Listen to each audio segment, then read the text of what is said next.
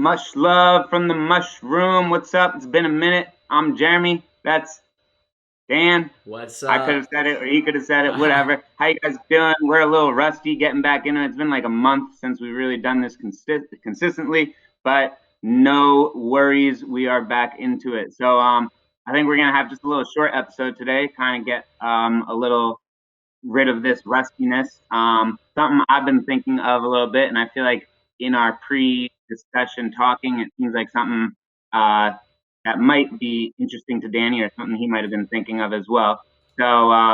Basically, what I was kind of thinking of is if you're dating someone or you're with someone, do you think it's important that your relationship or the person you're with, one, knows that you're microdosing?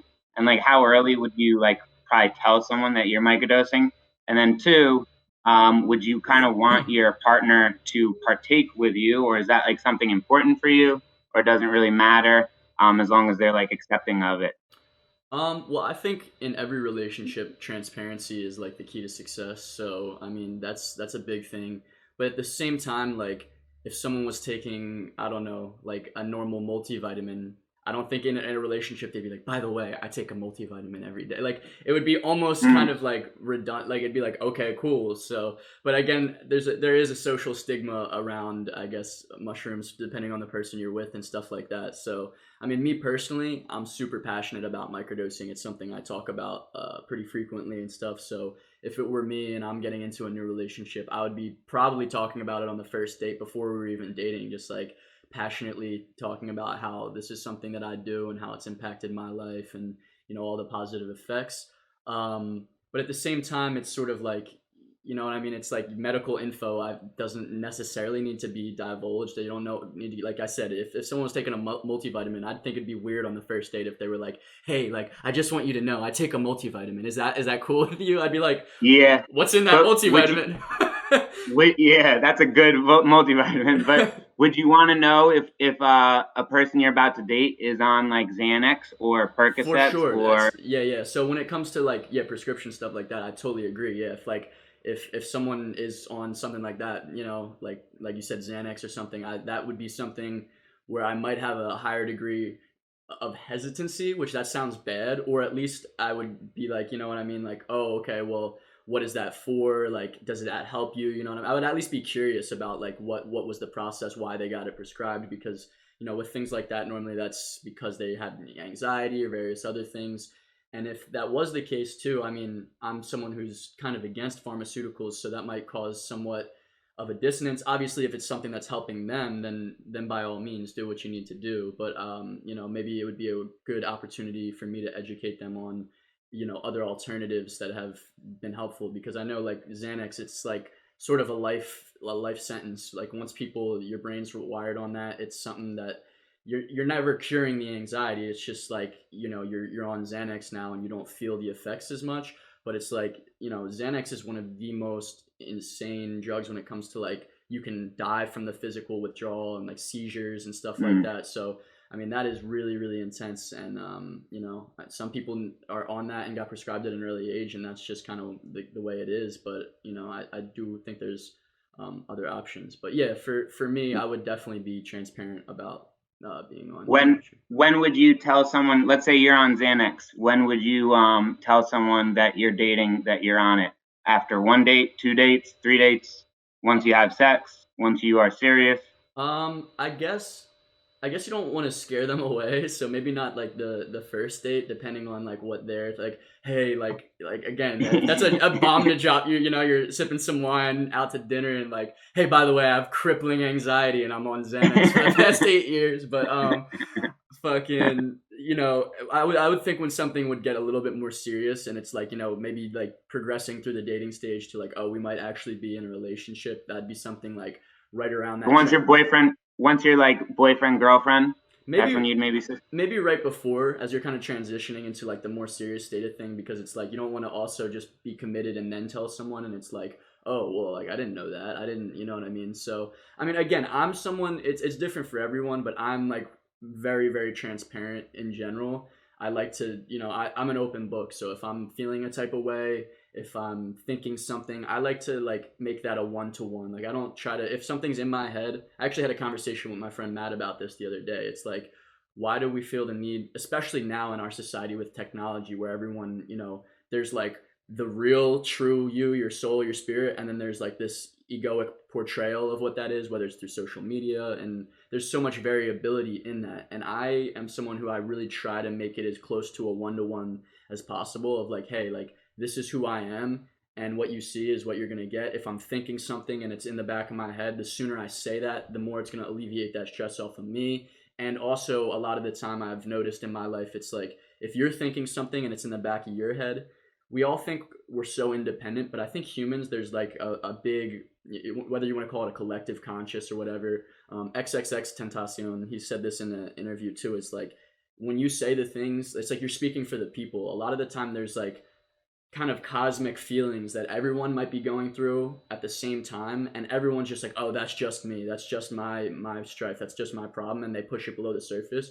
And then when the one person has the courage to speak about these things that are very difficult to speak, a lot of people will connect to that point, and it actually offers, and then they're like, wow, me too, wow, I feel so human, wow, I feel so related to. And everyone's thinking these things, and then the one person who says it gets all of that, kind of like people like glom onto that, and will really appreciate that. Because I think, especially me as an artist and a creative, it's like we need these people to tear down these social stigmas or these barriers, and create these points of connection, whether or not it's uncomfortable or embarrassing to talk about sometimes.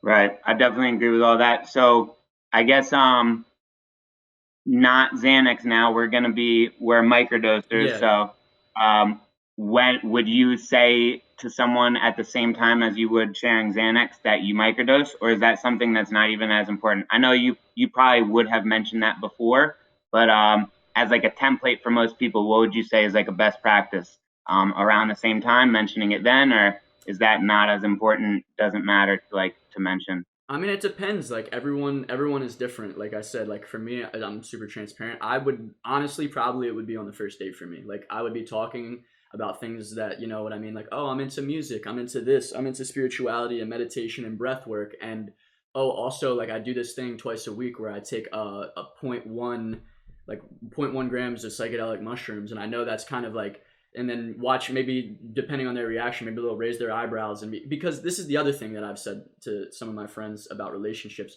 like be your own catalyst.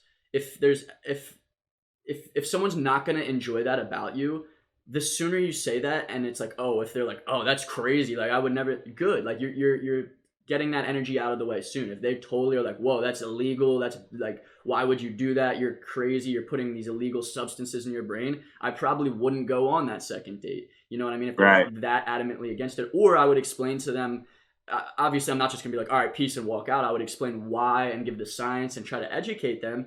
And if they're understanding and, oh wow, I never knew that, maybe I have a societal stigma, and I'm projecting that, sorry, if they're really understanding, then that's totally different. But like, Hmm. again, I think transparency is key. So like, yeah, the sooner you tell people what you're really about, and you know what I mean, like, and for me this is maybe a bad thing too, like microdosing, people joke around, it's like when microdosing becomes your personality trait, like Mm. obviously, like not to make it a whole identity, but it is something that's really impacted me, helped me with my anxiety, my depression.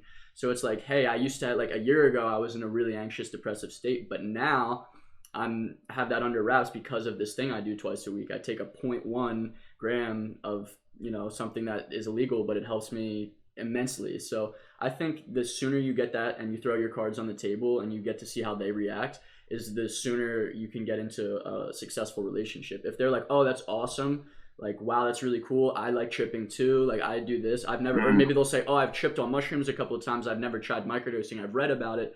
Or like I said, maybe they're completely, oh, that's illegal, like what, get away from me, and then cool, then you don't go on that second date, and it saves you the time of not bullshitting through and beating around the bush for maybe a month, 2 months, or a year of a relationship. I've been in Right. relationships in the past where I didn't speak my truth, and I thought that the person knew me, or I thought I knew them, and we were just kind of, posturing around each other. And then at the end it's like, oh wow, this is, shit comes to the light, and you're like, wow, why were we together in the first place, how much of this was us, as versus like these identities we're putting out. So that's just me though.